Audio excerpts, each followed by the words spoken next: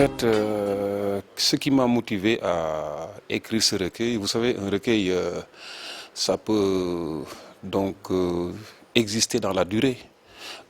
Si vous regardez un peu l'agencement des textes, vous allez rencontrer un certain nombre de poèmes qui sont écrits depuis le lycée.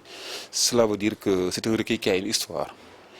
Et justement, en parlant d'histoire, ça me renvoie au titre que j'ai choisi. C'est un titre plus ou moins provocateur. Vous avez bien vu que j'ai créé une collision entre deux termes qui sont naturellement ensemble, généralement, dans le domaine de l'enseignement. Ma géographie vous raconte ces histoires.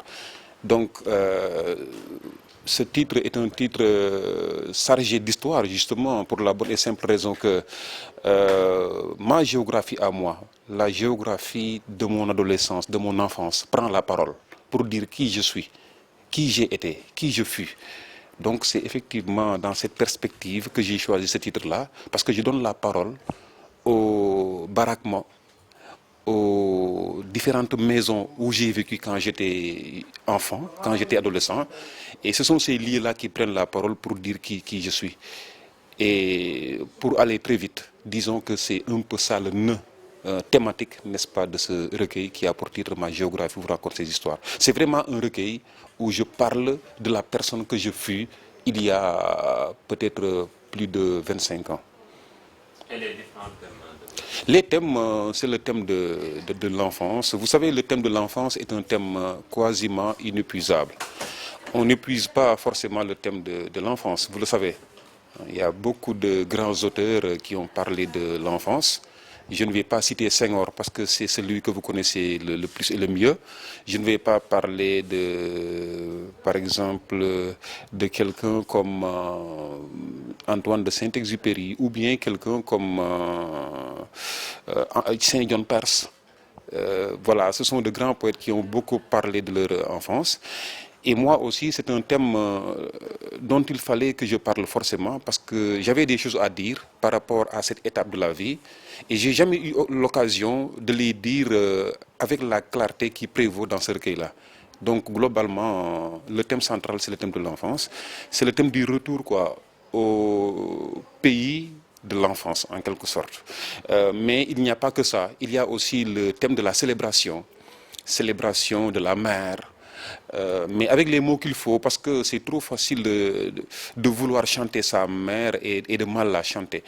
Quand on doit chanter la mère, on doit la chanter. En tout cas, en termes de poésie, il faut la chanter avec les mots qu'il faut, avec beaucoup de délicatesse. Il ne s'agit pas de crier son amour, il s'agit aussi de travailler ce cri. Vous savez, il y a Alain, qui est un grand philosophe du XXe siècle, qui disait que la poésie est un cri, mais un cri dirigé. N'est-ce pas ? Donc ce cri-là aussi, il faut le travailler, et c'est un peu ce que j'ai fait. Il y a aussi le thème de l'amour, hein?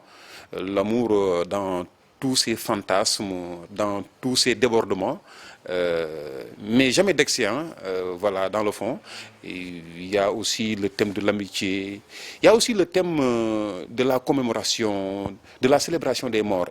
Je veux parler de l'élégie, quoi. L'élégie étant tout simplement la poésie tendre et triste, qui parle, n'est-ce pas, d'un mort, de quelqu'un qui est mort. Donc j'ai fait des élégies, notamment en direction de notre regretté Charles Camara, qui fut un très grand poète saint-louisien, professeur de français de son état.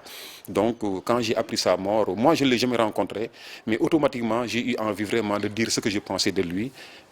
Et justement, je lui ai consacré un poème qui a pour titre simplement Charles Camara. Voilà globalement ce qu'on a. Mais il y a aussi l'éternel thème du langage, du silence. Ça, c'est des thèmes un peu plus délicats, quoi. Le silence, le langage, voilà, la problématique relationnelle, quoi, entre ces deux thèmes a été largement développée dans ce recueil. Aujourd'hui, je suis presque seul, paupières sans cils, mer sans sel. De mes amis d'en face, il ne me reste que quelques séquences torrides, momifiées dans quelques coffrets légendaires, accrochées à la mémoire éléphantesque de midi. L'espace est planté parmi nous comme un couteau là. Je suis comme sous perfusion de l'amertume dans mon cœur. Tombe goutte à goutte, mais ma main n'écrase point d'alarme et je supporte bien sur mes yeux l'épais fardeau de l'ennui.